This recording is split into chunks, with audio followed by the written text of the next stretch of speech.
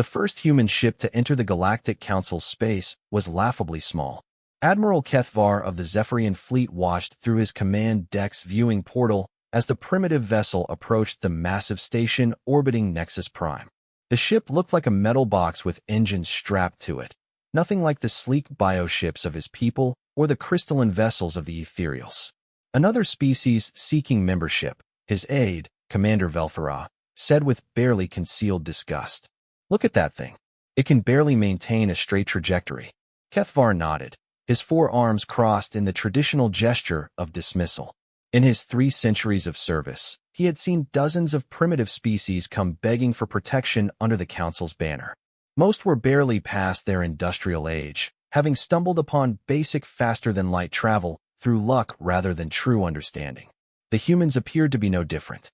The Galactic Council had stood for over 10,000 years, a union of the galaxy's most advanced civilizations.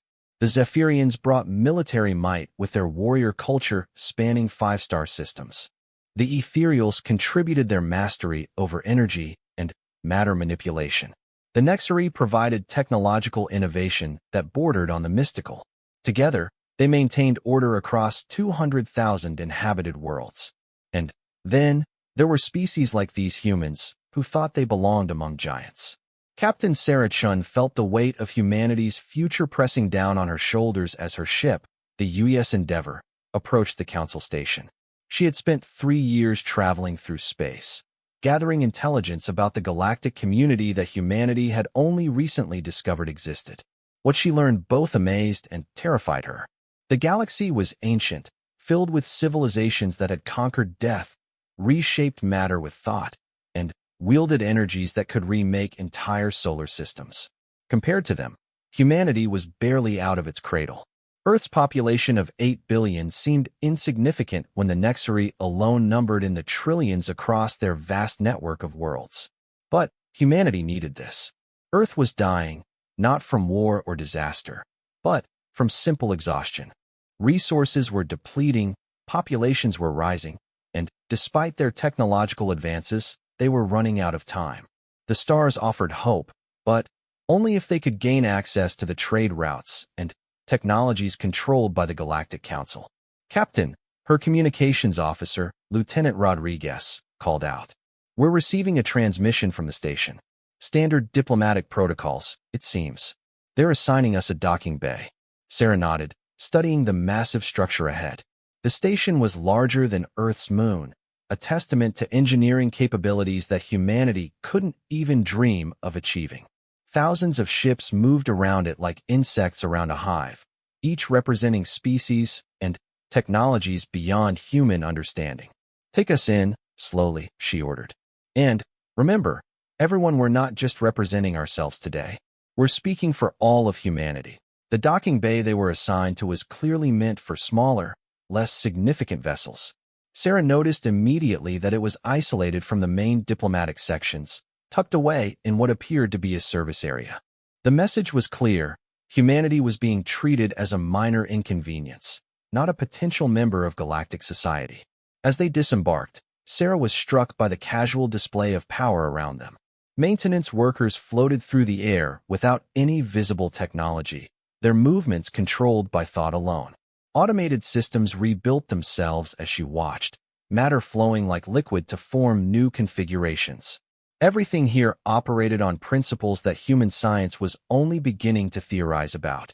Their escort, a tall being with skin like polished metal and eyes that shifted color with each thought, introduced himself as Coordinator Zenthal. He spoke perfect English, though Sarah suspected he had learned it only minutes ago through some form of technological interface.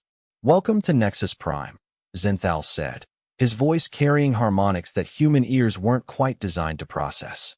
"The Council has agreed to hear your petition for membership, though I must warn you that the requirements are quite stringent. Many species spend centuries preparing for their first formal review." As they walked through corridors that seemed to stretch on forever, Sarah began to understand the true scale of what humanity was attempting. The beings they passed belonged to dozens of different species, each more advanced than the last. Some communicated through patterns of light, others through direct mental contact. A few appeared to exist partially in dimensions that human eyes couldn't properly perceive. Your species shows promise, Zenthal continued, seemingly unaware of Sarah's growing sense of inadequacy. Your rapid development of faster-than-light travel demonstrates ingenuity. However, the Council will need to evaluate your civilization's stability, technological capability, and, most importantly, your potential contribution to galactic society. They entered a vast chamber where the formal proceedings would take place. 3 massive screens displayed the representatives of the Council's primary species. Admiral Kethvar appeared first, his imposing form radiating barely contained power. Even through the screen, Sarah could sense the predatory nature of his species, the way his 4 arms moved with practiced precision that spoke of countless battles. Next came ethereal Prime Lysandra, her form shifting between solid matter and pure energy. When she spoke, reality seemed to bend slightly around her words, space itself responding to her will. Sarah had read about the ethereal's ability to manipulate fundamental forces, but seeing it firsthand was overwhelming. The third representative was Nexary architect Quindar, whose form was more mechanical than organic. Arrays of crystal and metal formed patterns that hurt to look at directly, as if human minds weren't equipped to process the mathematical beauty of his construction. When he moved, Sarah heard the faint sound of calculations being performed at speeds that defied comprehension. Humans of Earth, Admiral Kethvar began, his voice carrying the authority of millennia. You have requested membership in our council. Present your case. Sarah stepped forward, feeling absurdly small in the vast chamber. Behind her, her small crew represented the entirety of human presence in this galactic community. She thought of Earth, of the billions counting on her success, of children who deserved a future among the stars. Honored council members, she began, her voice steady despite the magnitude of the moment. Humanity comes before you not as conquerors or supplicants, but as a young species eager to learn and contribute to galactic civilization. She gestured to her crew, each representing different aspects of human achievement. We bring with us our music, our art, our science, and our dreams. We offer our determination, our creativity, and our ability to adapt and grow. Admiral Kethvar's expression didn't change. What can your species possibly offer that we do not already possess in abundance? The Nexary have solved the fundamental equations of existence. The ethereals command the very forces of creation. My own people have perfected the art of war across 1,000 worlds. What does humanity bring to this table? The question hung in the air like a challenge. Sarah felt the weight of galactic civilization pressing down on her, the accumulated achievements of billions of years of advancement. How could she possibly answer that question in a way that mattered? But then, she remembered something her grandmother had told her as a child, words that had carried her through the darkest moments of her life.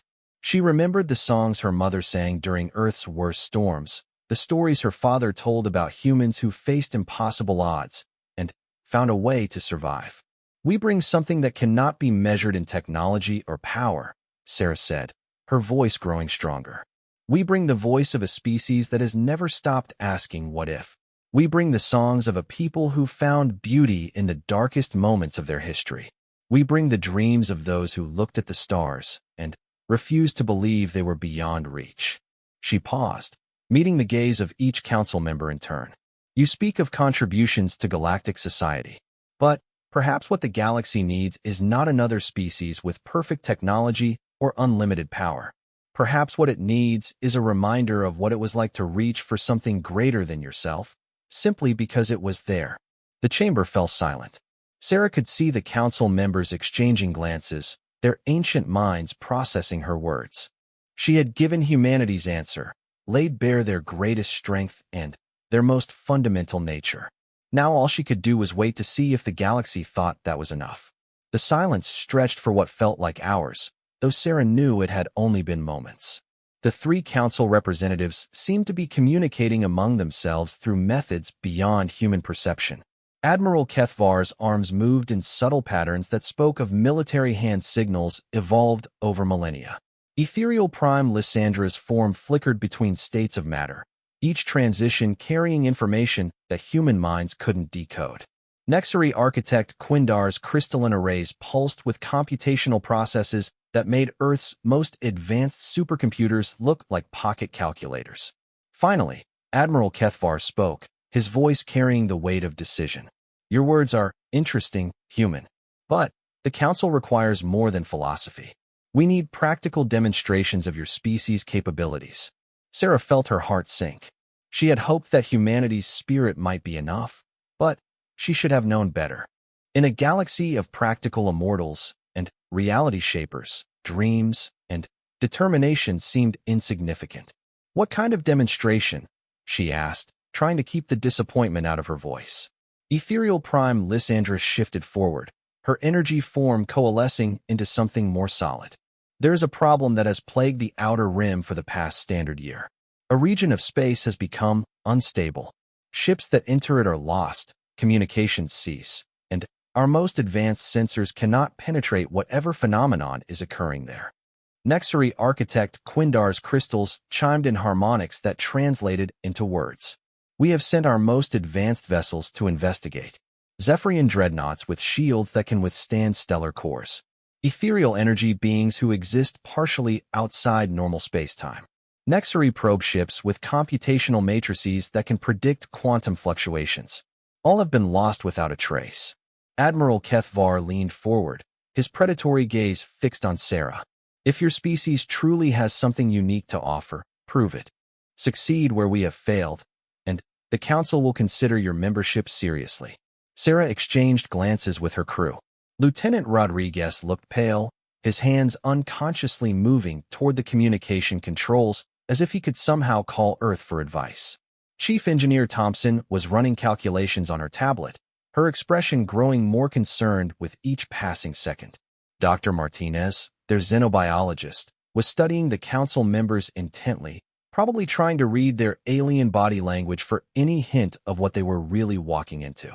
How many ships have you lost? Sarah asked. 17 expeditions, Quindar replied, his computational voice carrying what might have been regret, including 3 dreadnoughts, 5 ethereal manifestation vessels, and 9 of our most advanced research platforms. Each represented centuries of development and irreplaceable crew members. The magnitude of the losses was staggering. Sarah was looking at the accumulated military and technological might of civilizations that spanned thousands of worlds, and something in that region of space had swallowed it without a trace. Where is this phenomenon located? She asked. Admiral Kethvar transmitted coordinates to the Endeavor systems. Sarah felt her blood run cold as she recognized the stellar cartography. The unstable region was in the Kepler sector, uncomfortably close to Earth's position in the galaxy. You're sending us to investigate something that has destroyed ships more advanced than anything humanity has ever built, Thompson said quietly. With all due respect, Captain, this seems less like a test, and more like an execution. The choice is yours, Lysandra said, her form flickering with what might have been anticipation. Accept this mission and potentially earn humanity's place among the stars. Refuse, and return to your small world to await whatever fate befalls primitive species in an indifferent galaxy. Sarah felt the weight of the decision pressing down on her. Earth needed the resources and knowledge that Council membership would provide. Humanity's future depended on gaining access to galactic technology and trade routes. But sending her crew into a phenomenon that had destroyed 17 more advanced expeditions felt like signing their death warrants. Yet as she looked at her crew, she saw something that surprised her. Instead of fear, she saw determination in their eyes. Rodriguez straightened his shoulders and nodded toward the controls. Thompson was already pulling up engineering schematics, her mind clearly racing with possibilities. Martinez was still studying the aliens, but now her expression held curiosity rather than concern. We'll need detailed information about the previous expeditions, Sarah said finally. Everything you can share about their approaches, their last communications, and the nature of their disappearances.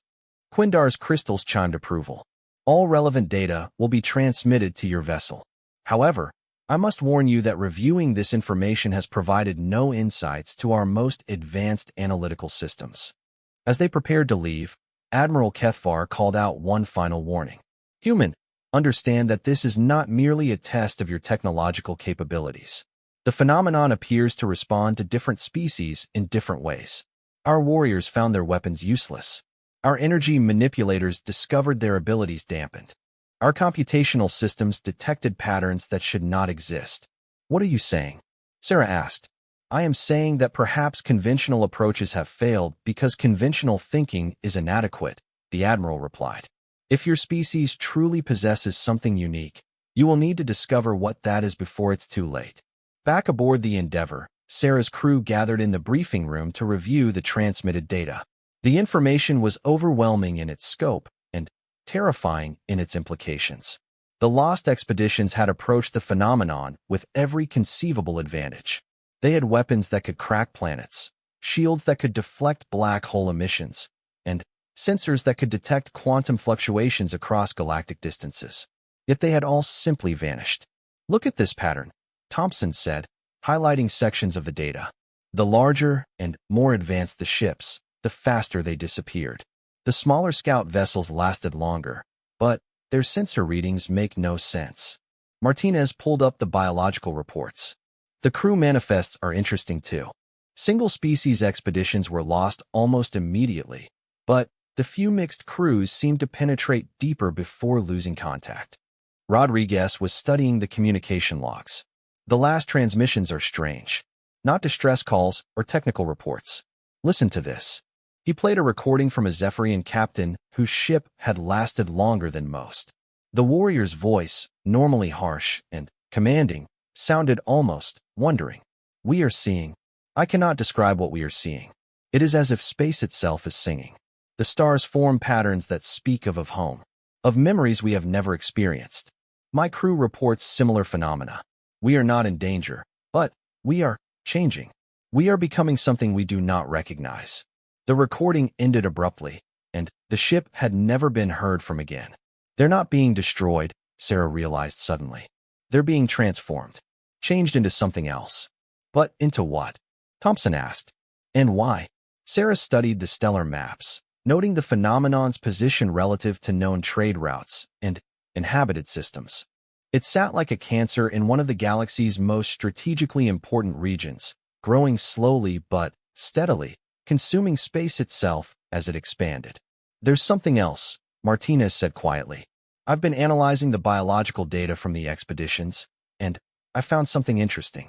The phenomenon seems to interact differently with the consciousness patterns of different species.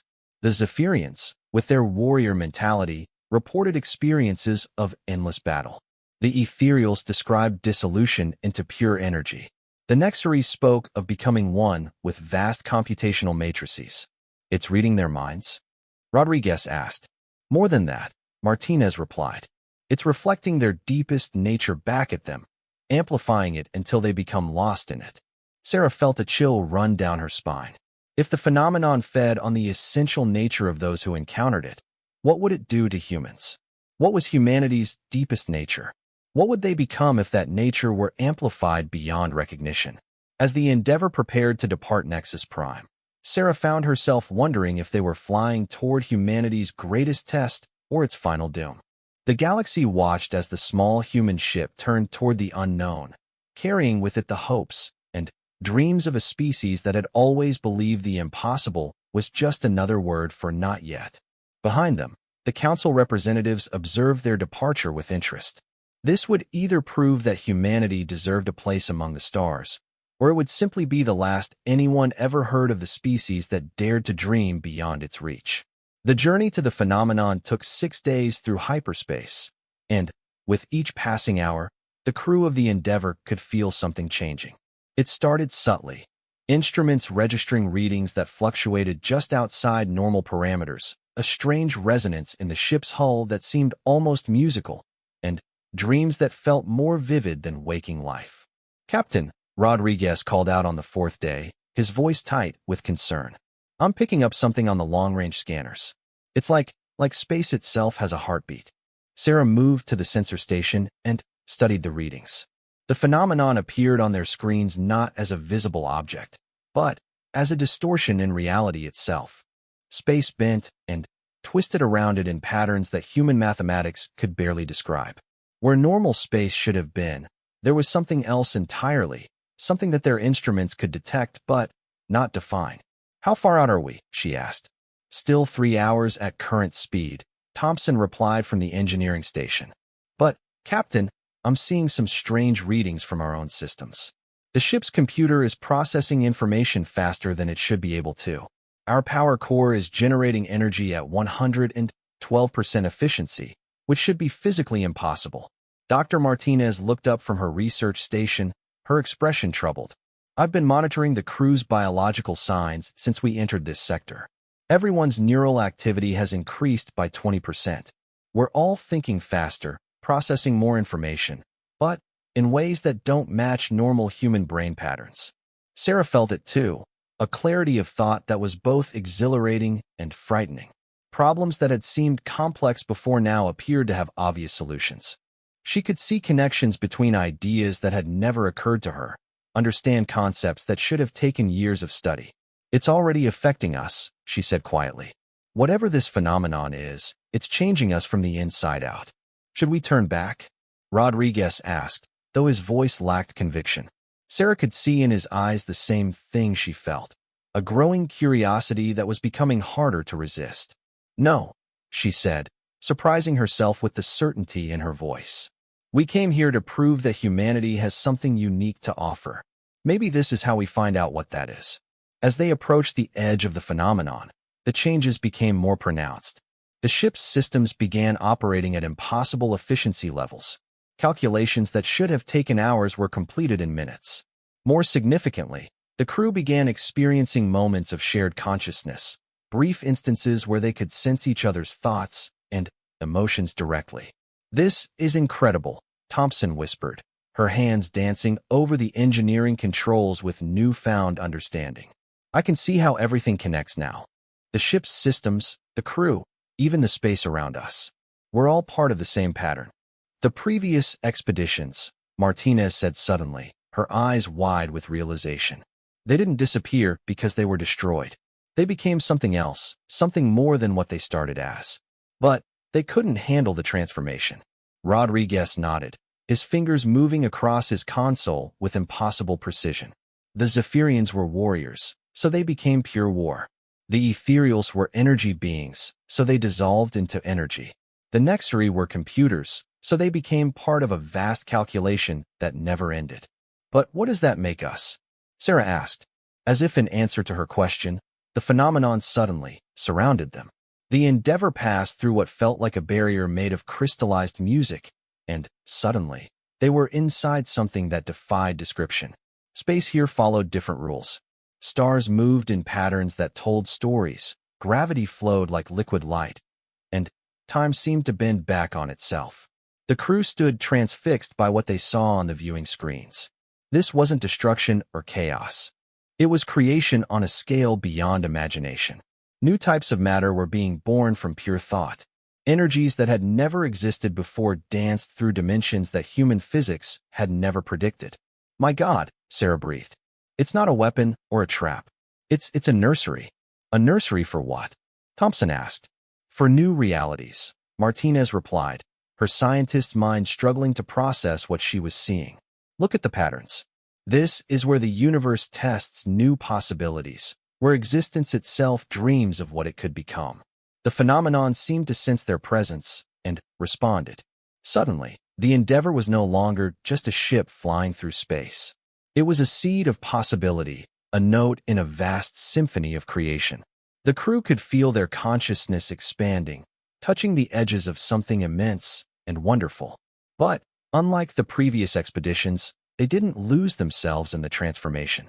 Instead, they began to understand what made humanity unique among the galaxy's species. We're storytellers, Sarah realized suddenly, the truth hitting her like lightning. Every other species the phenomenon encountered had a single dominant nature. Warriors, energy beings, computers. But humans were the species that dreams of being everything. Rodriguez laughed with sudden joy. We're the ones who write stories about becoming warriors when we're scientists, about becoming explorers when we're farmers, about becoming heroes when we're ordinary people living ordinary lives. The phenomenon is trying to transform us into our deepest nature, Thompson added. But our deepest nature is to become whatever we need to be. The space around them responded to this realization. Instead of forcing them into a single pattern, the phenomenon began to sing with their voices. It became a canvas for human creativity, a stage for human dreams, a laboratory for human imagination. Sarah felt herself changing, but not into something alien and incomprehensible.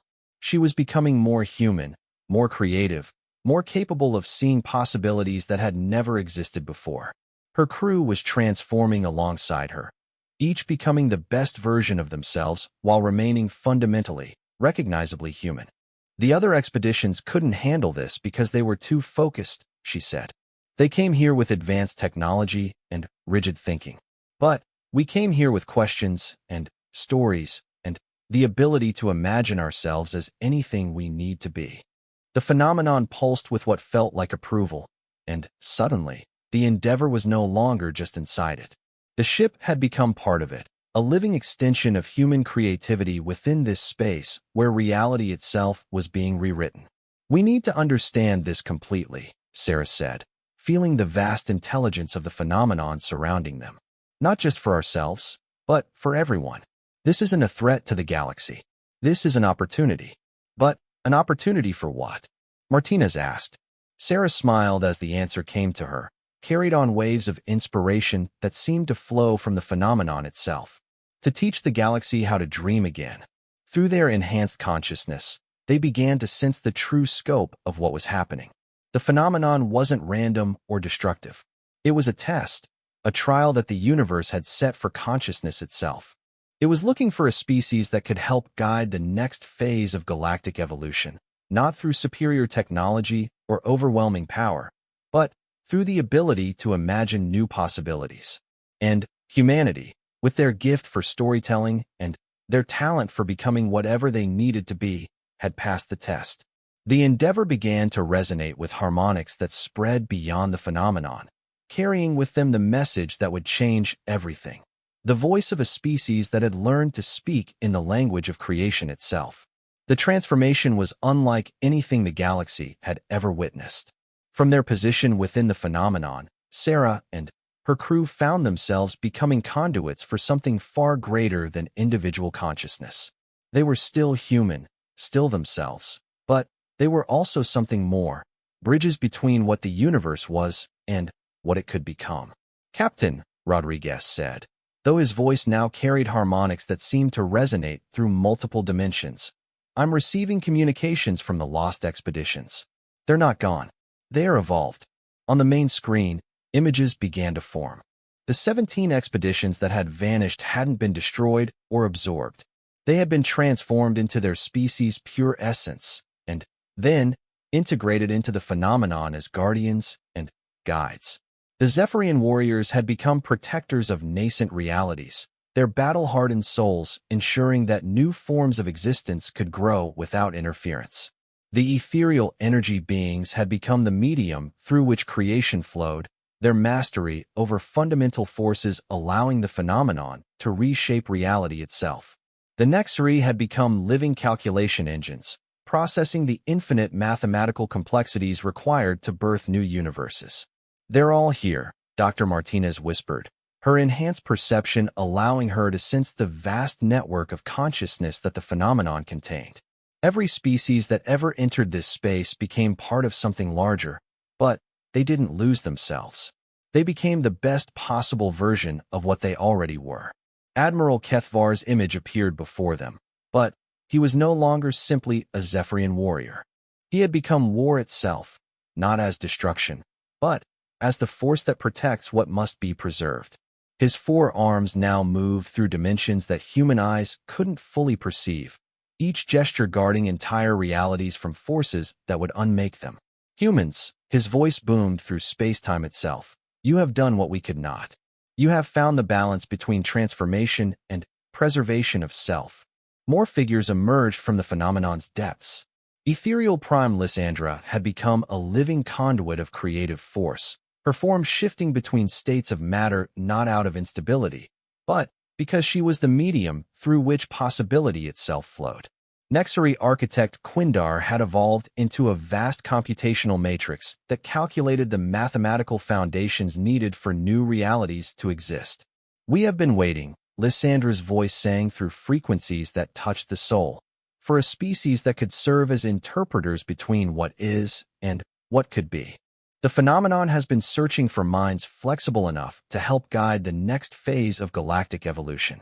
Sarah felt the truth of it resonating through her enhanced consciousness. The phenomenon wasn't just a test of individual species' capabilities. It was a recruitment process, gathering the best representatives of different types of consciousness to form a council of creation itself. "What exactly is this place?" she asked, though she was beginning to understand the answer even as she spoke. Quindar's crystalline form chimed with frequencies that translated directly into understanding. "This is where the universe dreams of its next iteration. Every billion years or so, reality reaches a point where it must evolve or stagnate. We are the midwives of that evolution." Thompson's engineering mind grasped the implications immediately. "You're saying this phenomenon is like a cosmic research and development laboratory? A place where new forms of existence are tested before being released into the galaxy?" "Precisely," Admiral Kethvar confirmed. "But until now, we lacked the crucial component. We had warriors to protect new realities, energy beings to power them, and computers to calculate them. But we didn't have dreamers to imagine them.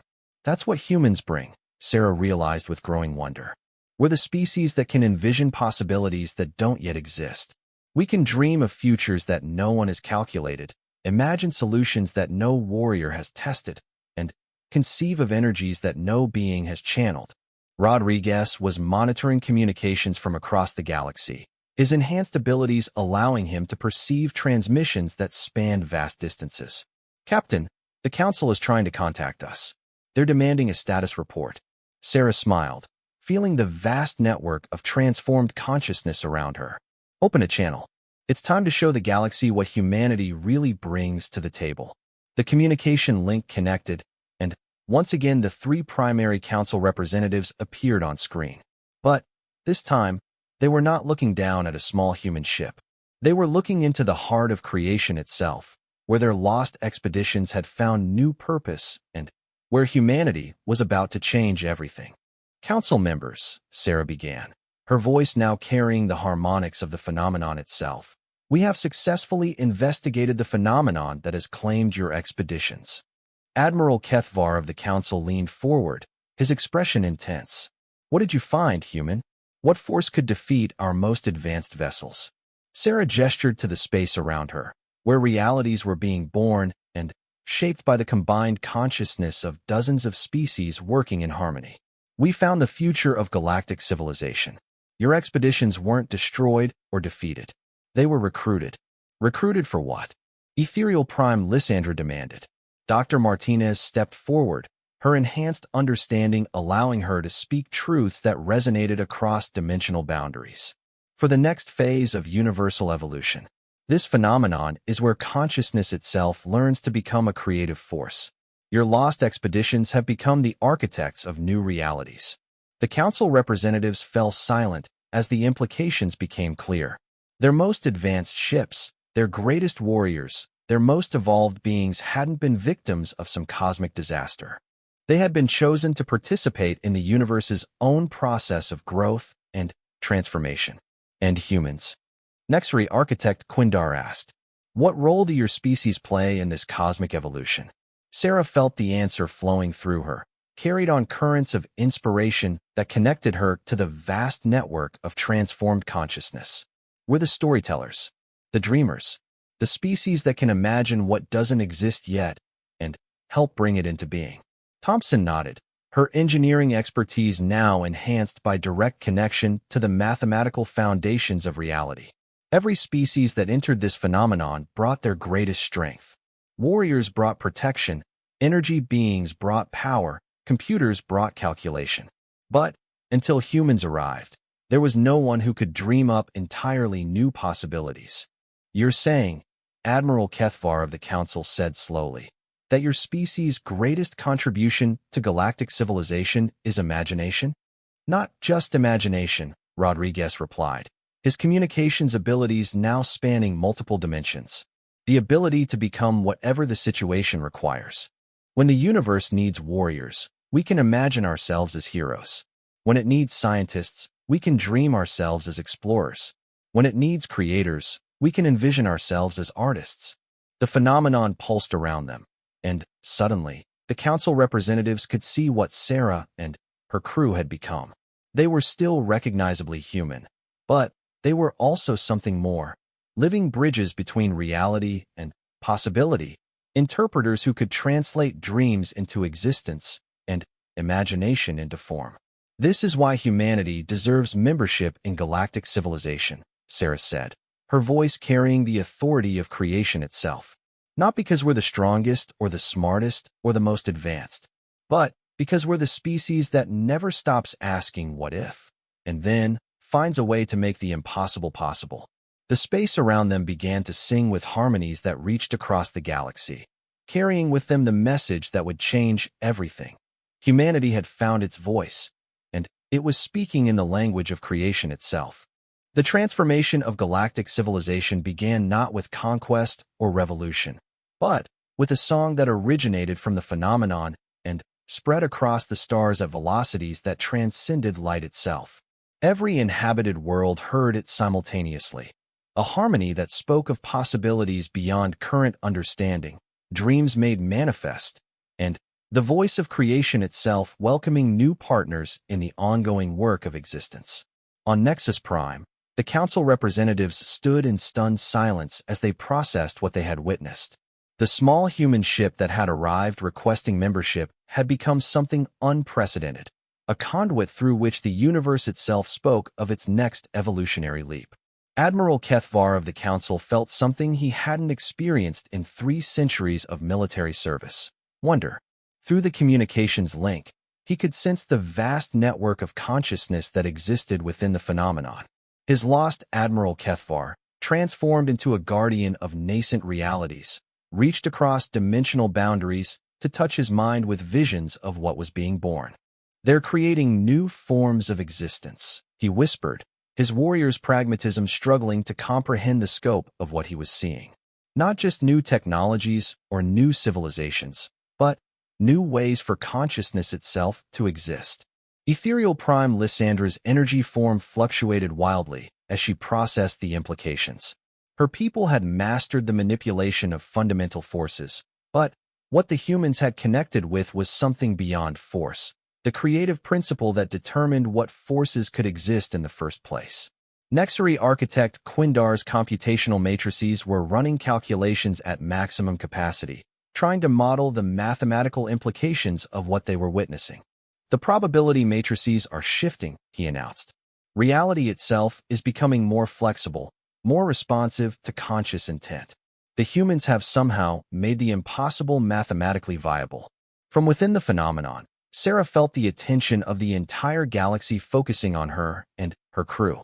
But, rather than feeling overwhelmed, she felt a deep sense of rightness. This was what humanity had always been meant to do: stand at the intersection of dream and reality, helping others imagine new ways to exist. "Council members," she said, her voice now carrying harmonics that resonated through the quantum fabric of space itself. "We're not asking for membership anymore. We're offering partnership." The distinction was subtle but profound. Membership implied joining something that already existed. Partnership meant creating something new together. Dr. Martinez stepped forward, her enhanced perceptions allowing her to sense the biological and psychological states of beings across vast distances. "Every species in the galaxy has reached a plateau," she explained. "The Zephyrians perfected warfare, but can't imagine peace. The Ethereals mastered energy, but can't dream of new forms to inhabit. The Nexari solved computation, but can't envision problems worth solving. But humans," Thompson added, her engineering knowledge now expanded to encompass the fundamental architecture of reality itself. "We're the species that becomes whatever we need to become. We can help every civilization imagine their next evolutionary step." Rodriguez monitored the communications flooding in from across the galaxy as word of the phenomenon's true nature spread. Captain, we're receiving transmissions from hundreds of worlds. Every major civilization is requesting contact with the phenomenon. They want to understand what's happening. Sarah felt a moment of vertigo as she realized the magnitude of what they had stumbled into. Humanity had come to the stars seeking resources and knowledge to save Earth. Instead, they had become the catalyst for the next phase of galactic evolution. Open channels to all of them, she said. It's time for everyone to hear what the universe has been trying to tell them. The phenomenon responded to her intention, and, suddenly, the communications network expanded exponentially. Every inhabited world, every space station, every ship in the galaxy found itself connected to the vast nexus of consciousness that existed within the reality-shaping space, where new possibilities were born. Admiral Kethvar of the Zephyrians was the first to speak, his warrior's pride warring with his growing understanding. Human Captain, are you saying that your species can help us evolve beyond what we currently are? Not just evolve, Sarah replied. Transform. Become the best possible versions of yourselves while remaining true to your essential nature. She gestured to the space around her, where the transformed expeditions were demonstrating the truth of her words. The Zephyrian Admiral Kethvar had become war itself, but war as protection rather than destruction, guarding new realities with a fierce tenderness that honored both his warrior nature and the creative process he now served. Your people don't need to stop being warriors, Sarah continued.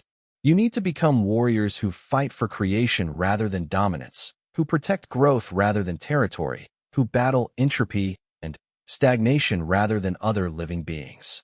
Ethereal Prime Lysandra's energy form stabilized as understanding dawned. And my people can become the medium through which new forms of consciousness express themselves, Dr. Martinez replied. Not just manipulating energy, but becoming the energy that dreams use to become reality. Nexary architect Quindar's crystals chimed with what sounded like relief. Our calculations have always suggested that consciousness should be impossible, yet here we are. You're offering us problems worthy of our capabilities. How to calculate the mathematics of dreams, how to compute the algorithms of inspiration. The response from across the galaxy was immediate and overwhelming. Species that had been locked in ancient rivalries suddenly found themselves united by a common vision of what they could become. Civilizations that had stagnated for millennia began to vibrate with new possibilities. But it was the message from Earth that touched Sarah's heart most deeply. Her grandmother's voice, transmitted across the vast distance of space, carried words that seemed to summarize everything humanity had achieved. Sarah, child, you've done what we always knew you could do. You've shown them that the greatest strength isn't in what you have, but in what you can imagine having. As the phenomenon continued to expand, reality itself became more responsive to conscious intent. The rigid laws of physics that had governed the galaxy for billions of years began to show flexibility, adapting to accommodate new forms of existence that were being dreamed into being. The Council's emergency session that followed lasted for 3 standard days, but the outcome was inevitable. Humanity wasn't just granted membership in galactic civilization. They were invited to help redesign what galactic civilization could become. The final vote was unanimous, but it wasn't really about voting anymore. It was about recognition of a truth that had always existed but had never been acknowledged, that consciousness and creativity were the most powerful forces in the universe, and that any species willing to dream of something better could help make it real. As the Endeavor finally began its journey back to Earth, Sarah stood on the bridge watching the stars with new eyes. Each point of light represented not just a sun, but a possibility. The galaxy had thought humans were weak because they measured strength in terms of technology and military might. But they had learned that the greatest strength of all was the ability to speak in the voice of creation itself, to dream of realities that didn't yet exist, and then help bring them into being. Humanity had found its place among the stars not as conquerors or supplicants, but as partners in the ongoing work of making the universe a more wondrous place. The galaxy would never be the same, and for the first time in billions of years, that was exactly what the universe had been hoping for.